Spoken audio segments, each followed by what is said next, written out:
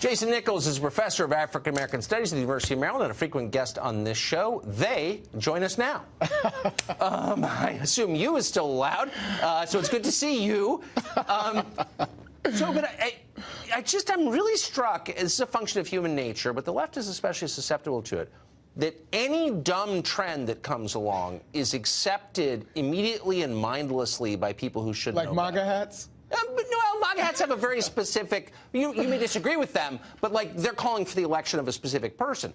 But like all the dumb people decided one day like pronouns are bad, and then we just sort of go along with it. Why? Again, Tucker, I don't think that what they're saying is pronouns are bad. They're saying that you should be referred to the way that you choose to be referred to. So someone who is a man who identifies as a man, yes, we can call that person he. Someone who identifies as a woman, that person can be she. But a person who is gender non-binary, they can be they or shim or sheer or whatever pronoun they choose. So in general, I kind of agree. I call people whatever they want to be called. You get married, you change your name, I'll call you by that name. Exactly. Whatever. I think that's your right. And out of respect, I go along with it. That's not what they're saying. They're saying that you're not allowed to use gendered pronouns. That's very different. Yeah, and I actually find that problematic. I believe that people should have the opportunity to choose what they want to be called. I mean, that's the way, you know. But there's a problem here. This is California, so you've got more than 10 million people in California speak Spanish at home. Right. Spanish is a gendered language. Absolutely. That means it is structurally transphobic.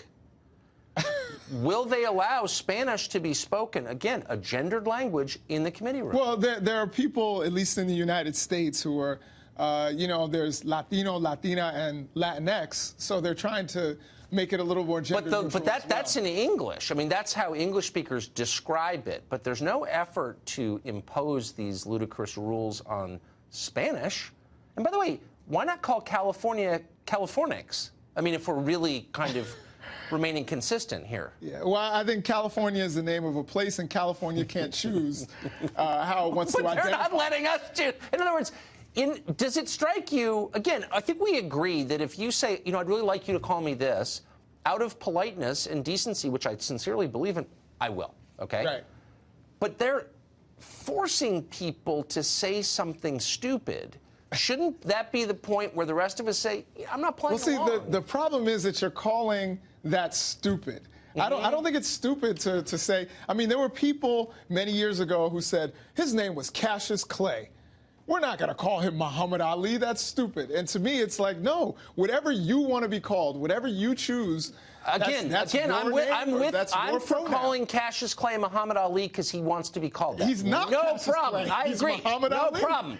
This is a command that requires people to refer to others who have not asked to be called this by a plural pronoun when it's a singular person. Right. It's grammatically incorrect, it's awkward, it's dumb, it doesn't serve the interests of anybody, and it applies to all of us, but everyone's too afraid to call it what it is, which is insane. First of all, language is living and breathing. It changes, it shifts. If you listen to how people talked in the 1920s, they don't talk how they don't speak English the same way they speak English today.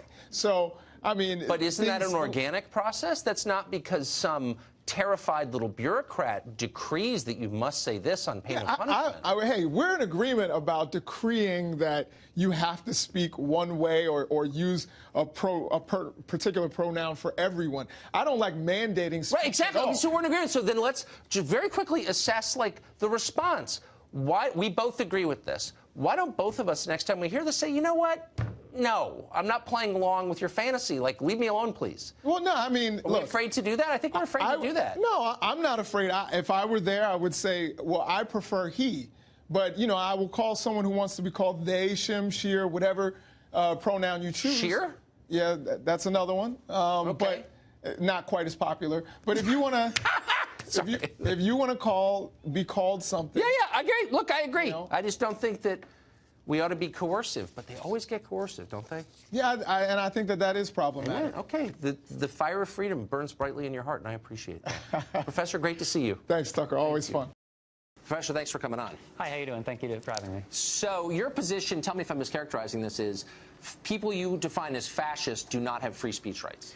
No. My position is that communities have the right to defend themselves against groups that actively seek to eliminate members of that community. Defend themselves against violence, or defend themselves against violence. I mean, we were talking about... No, but physical violence? So if I say, for example... We're talking about a history, a group that has a history of enacting hate crimes. Yeah, no, we're not... Are we going to pretend like we're suddenly in this ahistorical world where Dylan Roof or Wade Michael Page doesn't exist, where Anders Breivik doesn't exist? Are you kidding me? No. Are you really a professor, by the way? What? So here's the question, though. Is it past statements that have espoused violence, or is it acts of violence? It's so both. Could you? Okay, both. I mean, we're talking about. Hold on. Let me just finish my question. Could you commit violence against me if you thought that I had a history of saying things that you imagined were violent? I would never commit violence against you. I actually, when I was younger, I was a libertarian, and I actually looked up to you when you were a libertarian. Okay, but let's take me out of this. Okay. Let's just, I want to know, like, the concept of self-defense is a legal concept, but it's also got, like, a long history and tradition in common law. So the idea is, if I'm hitting you, if I strike you physically, if I physically commit violence against you, you have a right to commit violence back in order to protect yourself or your property. Sure. But you're seeming to say that anybody who has espoused ideas that have at some point in history led to violence can be the subject of violence from you. You're not saying that. No, I'm not saying that. What I'm saying is that I believe it is the right for communities to get together to assess what is a threat to them and to defend themselves against that threat. So give me an example. Like, what public figure in America right now could be shut down, could have his free speech rights taken away, and could be the subject of violence under the standards you're describing? Well, I mean, for instance, I think that the framework here of talking about violence as opposed to talking about preserving the very freedoms that you and I both enjoy is a false one. I mean, ultimately, we're talking about a movement that actively advocates against all the fetters of democracy. I mean, we're talking about Richard Spencer, who publishes in altright.com, publishes an article on July 28th by a man named Vincent Law, where the headline was, "To protect free speech, get rid of democracy." We really have to... You know what? Okay, so let's use that example. I disagree with that. I haven't seen the piece, but it doesn't sound like something I'd agree with. It's not. Does Richard Spencer have a right to speak in public? Richard Spencer is a danger to society. When he speaks in public, what he is doing, he is publicly recruiting people to his very violent movement, very violent ideology. So does he have a right to speak in public? I don't think he has a right to speak in public unopposed, and that is ultimately what the purpose of Antifa is to show up and oppose him. But it's not opposition. You shut people down, you prevent them from speaking, and you commit violence against them. Absolutely. I know a number of people, well, don't tell me it's untrue, I know people who have been knocked down and beaten by people from Antifa. So that is true. It does happen. We have it on tape. We just roll the tape. Right. So you're saying, is that justified? Yes. I believe that communities have the right to defend themselves against threats to their community. Against ideas they don't like. No, they have a right to commit against violence. People who have explicitly said that they want to eliminate those people from our society. But you're conflating violence with ideas. No, if I have not raised my hand to strike you, you have no right to strike me. But in order to raise your hand to strike me, you have to think that you're going to strike me. And when you are going out in public as a protester, explicitly saying that you want to eliminate most of the people from this country, I believe most of the people in this country have the right to say, no, that's not okay.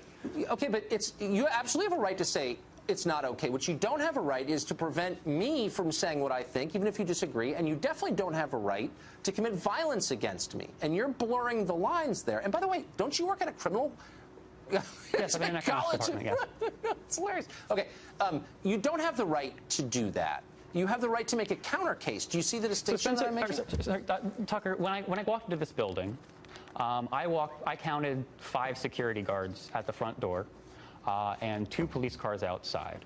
Are you going to tell me that the violence that they would enact against someone who is looking to do you or any number of the people that work here harm, are you going to tell me that the violence that they enact to protect preemptively the staff that are protected also by the barricades that you have? I don't even know what you're talking. I'm honestly not following you. Are you Perhaps because I'm not a college student. You don't have security?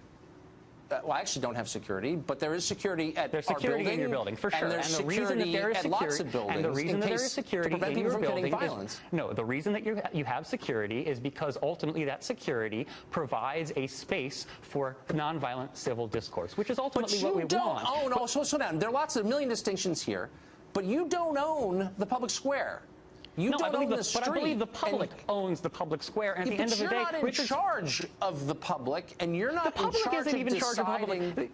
Okay, We are talking about a system that has been gerrymandering people out of public representation, okay? If we're relying on the cops, ultimately those cops are working for the very people that you work for, and not in the interest of the vast majority of society. We don't have representation. We don't have representation by the state. We don't. Okay, This is something you have to last understand. question. Do you teach students? I do. Huh. And do you teach them that the First Amendment does not apply to people they disagree with? I teach them to think critically, and that's why I'm very open about my anti-fascism and my anarchism. So if someone in your class said, you know what, I'm a Trump voter, I'm against affirmative action. I've had those, and I encourage them to research and explore and hold them to the exact same standards that I hold any other student. Yeah, I bet. I do. Yeah, I had an alt-right supporter actually in my class last semester. Yeah. I worked with him on his papers. He started off kind of bad at citation. I got him better at citation, and he wrote a paper that was an A paper. I mean, I am not discriminating against my students. Yeah. Ultimately, except you think that people you disagree with should be beaten up, but whatever. All right, Congressman. Close, Professor. Thanks for coming on. I appreciate it. Now, one of the protesters, organizers, Rutgers students, Alex Uematsu. Alex, it's great to see you tonight. So since you're in college and you're thinking of the big things, the big ideas here, you're upset that there are undocumented students, as you say, on your campus, and you don't think President-elect Trump is sympathetic enough to them. So let's sort of pull back a little bit.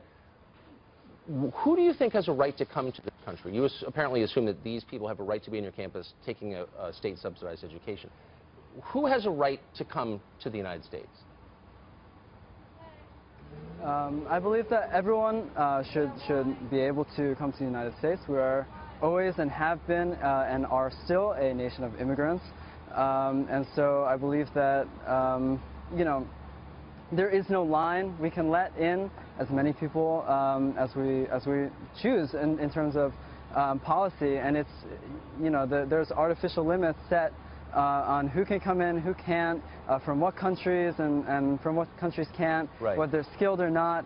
And I feel like that is abandoning our heritage as a nation of immigrants. So anybody who wants to come should come. Now, most of those people who do come, the low-skilled ones, are a net cost to taxpayers. They take more in services than they produce. You know the supply and you know the basic economic laws. So you believe then that taxpayers have a moral obligation to subsidize anybody who wants to come here? I'm not sure where you're getting those figures from. I've heard different figures. Okay. I've heard studies that say that undocumented immigrants actually provide a net benefit to the economy. Okay. And a lot of these studies that claim that undocumented immigrants are a drain or, you know, taking money away from taxpayers or something like that, are using kind of biased. Yeah. Well, you heard wrong, because it's actually it's not even close between education and infrastructure and health care, food subsidies, housing subsidies. It's literally not even close. Mm-hmm. But the point is, do you consider the effect this has on the rest of the population? You say anybody around the world has a right to come here. You learned that in school and you believe it uncritically. Do you think that everyone else who lives in this country has a right to say, wait a second, we should be able to choose who comes here? So we shouldn't forget that we're talking about a president-elect that has pledged to deport 11 million people from this country. And so that's what I would like to keep the focus on, is the tremendous human rights violation that would entail. A deportation force rounding up people who are undocumented, people who have been here for their entire lives, almost. People, you know, we had a person at our rally today who was, you know, who was brought here at 3 months old. And he's, you know, he's undocumented, but he's an American. He deserves to be here. And you know, I get it. No, I've heard it before. Alex, do you think people have a right to lock their doors? Or do you think they have an obligation to let anyone in who chooses to come? Well, you're saying that the United States has no right to prevent people who want to come here from coming here. And I'm just asking you, does the same apply to us as individuals? Do you have a right to keep people out who want to share your apartment with you? I think that's not really a direct analogy. That obviously a nation state, a sovereign nation state, is very different from an individual. Well, it belongs to its citizens, so they should be able to decide who comes in or out. Wouldn't you agree? Doesn't the country belong to its citizens? I think that there are certain things. I think you need to think this through, Alex. Slavery was a democratic. Right. Okay. Throw the slavery thing in there. Was a democratic. Let me just ask you this. I know that you're a liberal, a radical, lefty. I wonder if it ever occurs to you that you're maybe doing the bidding of business when you advocate for low-skilled workers to come here. Why do you think people support a lot of low-skilled labor in this country? Because it lowers wages. It lowers their labor costs. It makes them more money. Do you realize that you're part of that? So the Cosecha movement, which I'm a part of, is a movement fighting for permanent protection, dignity, and respect for all immigrants in the United States. It would be absurd to suggest that we're pro-corporate or we're somehow helping corporations when our strategy is a massive boycott of key industries, as well as a general strike led by undocumented immigrants, regular immigrants and also allies. Well, then it may surprise you to know that they're fully on your side with bringing the low-wage labor thing, because it benefits them too. So think about that overnight, Alex. It's great to see you. Thanks a lot for coming on. What we care about is permanent protection, dignity, and respect. Right. Thank you. I'm for that too. Thanks.